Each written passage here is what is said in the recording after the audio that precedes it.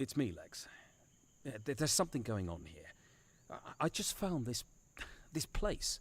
What place?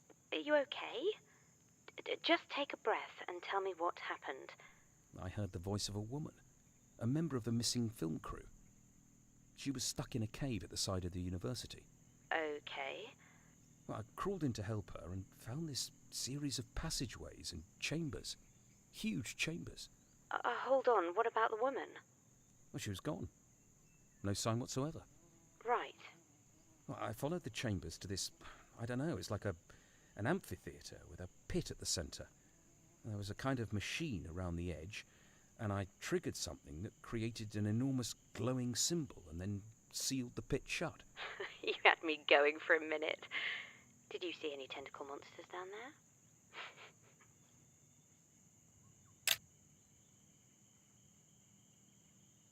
The markings outside were genuine Proto-Celtic runes. You're being serious about this? 100%. Okay, well, I think there's something we need to consider. What? You're being set up. By who? Kafer? Exactly. While I was researching the university like you asked, I also looked into this Kafer character. The guy's got quite a history. Like what? Like having been sued 68 times for things ranging from unsafe working conditions to abduction and mental cruelty. Oh, that can't be right. Are you absolutely sure?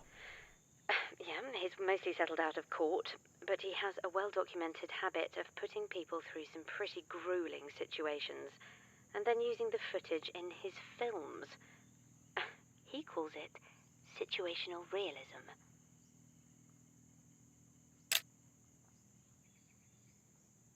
Why would he do that to me? I'm not an actor. I don't think it matters with the kind of films he makes. Just all seemed too elaborate to be fake. Look, I think you have two options. You could just ask him if this whole thing is a setup. Well, if it was, he'd probably deny it. Or you play along and try and catch him out. Say nothing about what just happened in the caves and see where things go. I'll do some more research.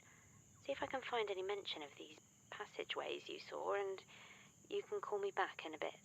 Okay. That sounds like a plan. If it gets too weird, just head for an exit and call a cab. Yeah, fair enough. Good luck.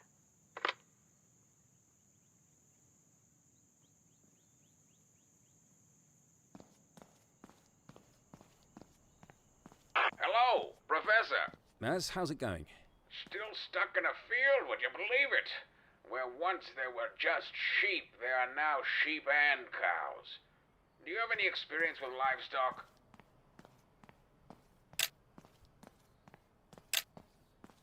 I like a good steak, if that counts. Eating our way out is not really an option. Did you find the cutter stone? Yeah, I tried to call you, but it wasn't connecting. The stone is pretty much as the sign next to it described. It's probably Neolithic. I'm guessing it was used in rituals, that kind of thing. Oh, rituals you say? So, pagan sacrifices, virgins, witches and the like? Well, probably more at the goats and chickens end of the spectrum, but blood will have been spilled. Perfect! That is exactly the kind of juicy detail I was hoping for. So what's next? Well, I really wanted to look at this next location with you. It's a rooftop garden built in 6 sections. Pretty interesting design, but I guess you'll just have to walk me through it over the radio. How do I find it? It's called the Horologium. The clock? Yes. No idea why. Not a single clock in the entire area. It's signposted, so if you head towards the physics building, you should be able to find your way from there. Okay, thanks. Let me know when you arrive.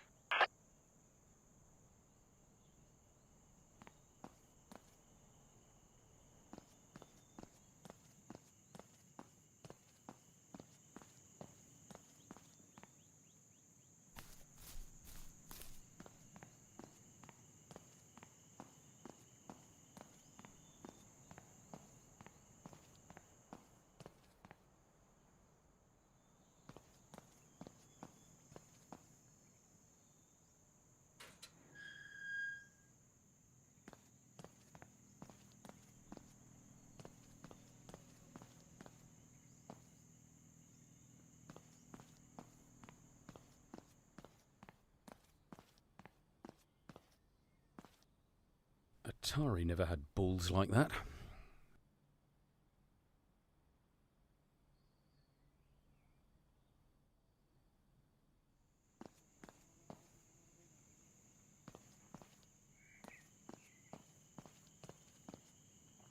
What's been going on here, I wonder?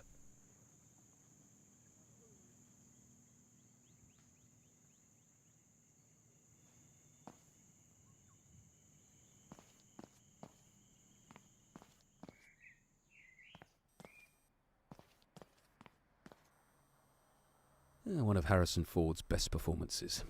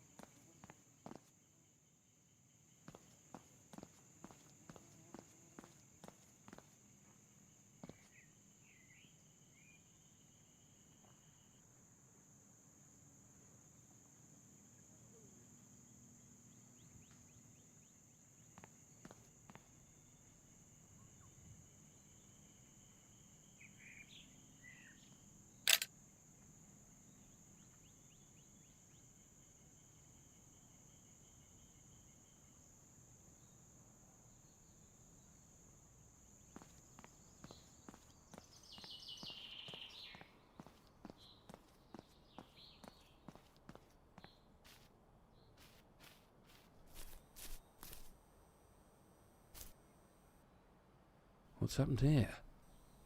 Who on earth would be digging up graves? And what were they looking for?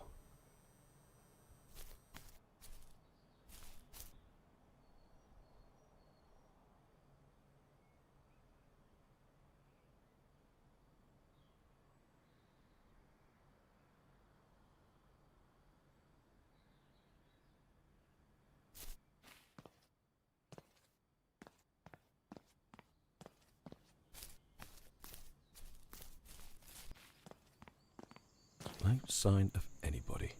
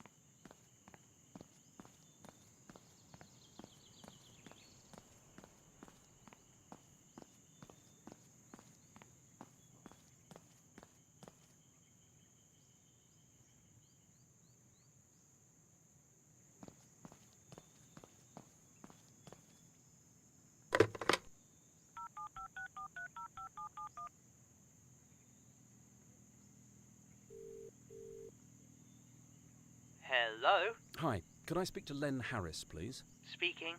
Hello, Len. My name's Tom. I'm calling from Ashgate University about the film they're making here. Old something. Old Gods Rising? No, that's the one. I heard you were the man to talk to. Oh, I'm all over it. It's amazing. Have you seen any of the stuff they brought in?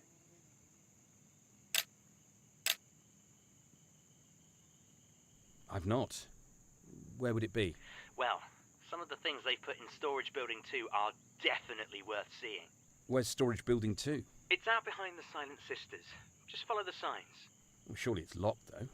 Okay, I probably shouldn't be telling you this, but at the back of the building there's a ventilation intake, and if you freeze it up, the big door at the front opens slightly to keep the air flowing.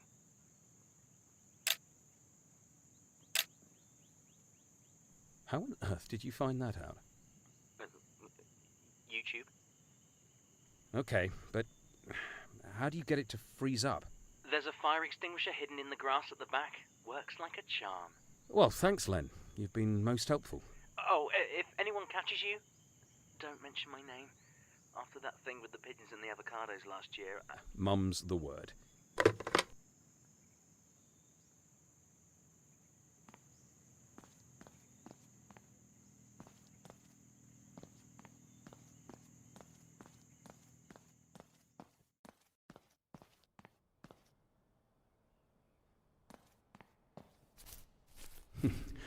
I'd definitely give this a thumbs up.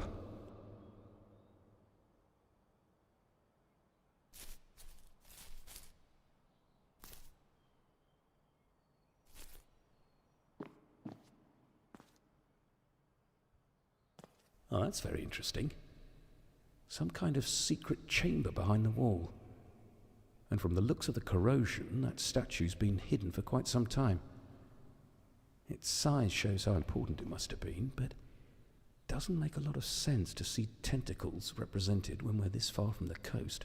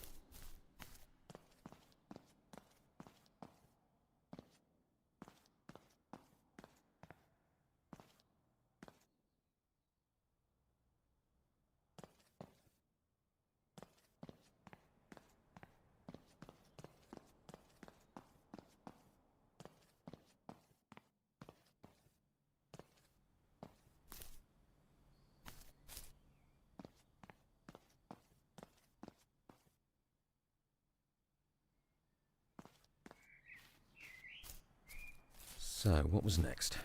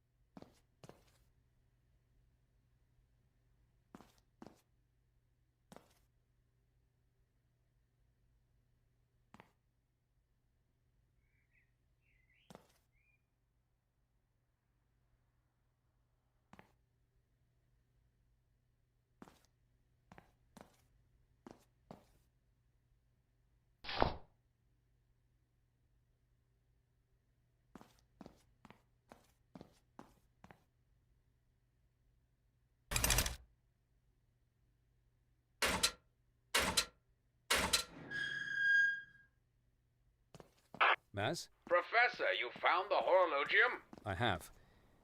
Looks like we've got some more stones to examine. Tell me what you see. Now, that's the name of the Chinese god of thunder, Lei Gong. I remember he was part owl, and had a hammer and a drum.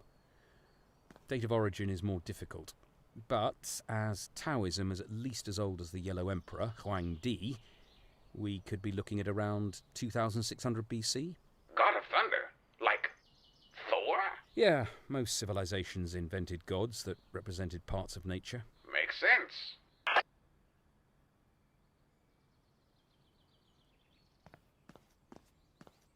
It looks like the key could turn this. But I'd probably better finish examining all the stones before I try it.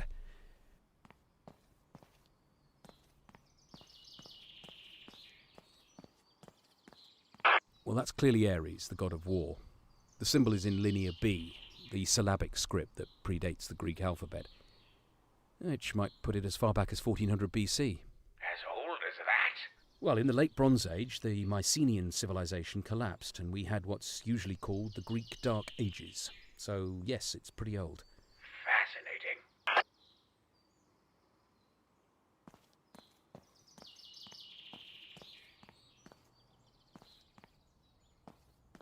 This looks like the Sanskrit word for Shani, a Hindu god whose name appears in early astronomical texts, right back to around 400 AD. Okay, well, that's unexpected.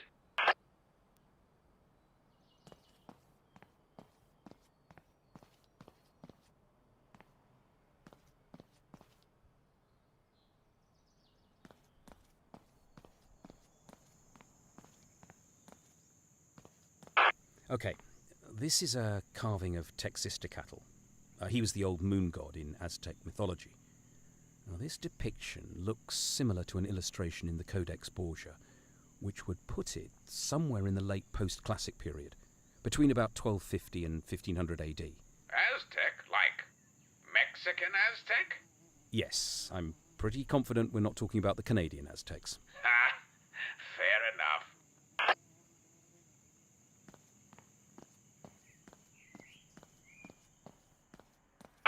Aha! We're in pretty familiar territory with this one. These are runes, specifically Elder Futhark runes, or Proto-Norse if you prefer. That's the name of Odin, father of the Norse gods, who, as you know, is represented in the modern era by a one-eyed Sir Anthony Hopkins. He was pretty good in those films.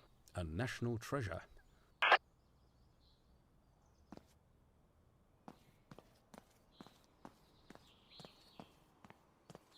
So here we have a symbol for Hathor, ancient Egyptian goddess of, among other things, love.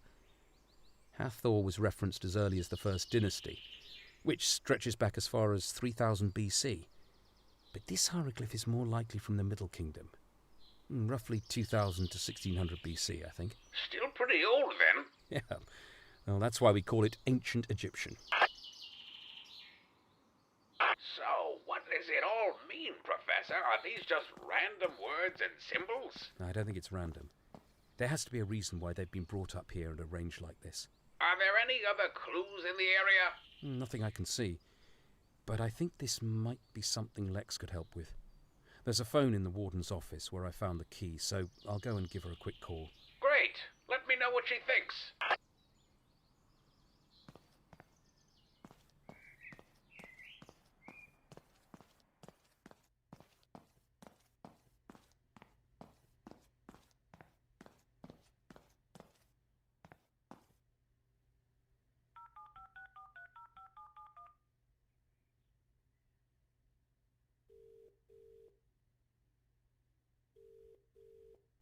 Hello? Lex, hi. I'm trying to figure something out. Thought you could help. Okay, it's not more stones, is it? Yes, 6 of them. It's like the Rocky Horror Show up there. Seriously? Rocky, you know? Like the musical Tim... Never mind. Your brother warned me about this. Sorry. It's pretty much a medical condition. So look, there are 6 stones, each with a carving that represents either Odin, Shani, Legorn, Hathor, Ares, or Texistocatl. Now, they've got to be tied together in some way, surely. They're all gods. Well, yeah, but why those 6? Is there anything special about the place they're in? Not really.